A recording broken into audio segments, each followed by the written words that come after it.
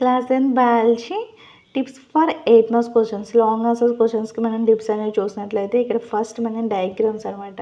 8 marks questions అంటేనే మనకి first diagram అనేది ఉంటుంది. ఇక్కడ మనం చూసినట్లయితే use pencil for diagrams, they are clean and label them. First మనం డయాగ్రామ్ వేయాల్సింది కంపల్సరీ పెన్సిల్ని యూజ్ చేసి వేయాల్సి ఉంటుంది. డయాగ్రామ్ అనేది నీట్గా ఉండాలి, అలాగే దాంతోపాటు లేబులింగ్ అనేది ఉండాలి కంపల్సరీ. డయాగ్రామ్ ఎంత నీట్గా వేసినా లేబులింగ్ లేకపోతే నో మార్క్స్ అనమాట. నెక్స్ట్ స్ట్రక్చర్ చూస్తాం. Divide answer into points. ఇక్కడ మనకి ఏ స్ట్రక్చర్లో రాయాలి అంటే పాయింట్స్ వైజ్ అనేది మనం ఆన్సర్ రాస్తే ఫుల్ మార్క్స్ అనేది రావచ్చు అనమాట. ఇక్కడ మనకి ఇంట్రడక్షన్ అలాగే కాన్క్లూషన్ అనేది కంపల్సరీ.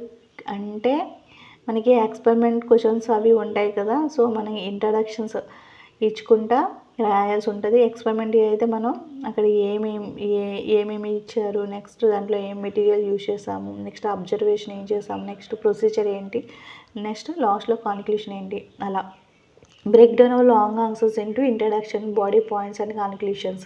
ఇక్కడ మనకి దీన్ని మన లాంగ్ ఆన్సర్ క్వశ్చన్ని డివైడ్ చేస్తూ రాయాలి. ఎందుకంటే మనకు మార్క్స్ అంటే లాంగ్ ఆన్సర్ క్వశ్చన్స్లో మార్క్స్ అనేవి కూడా మనకి బ్రేక్ డౌన్ అయ్యే ఉంటాయి.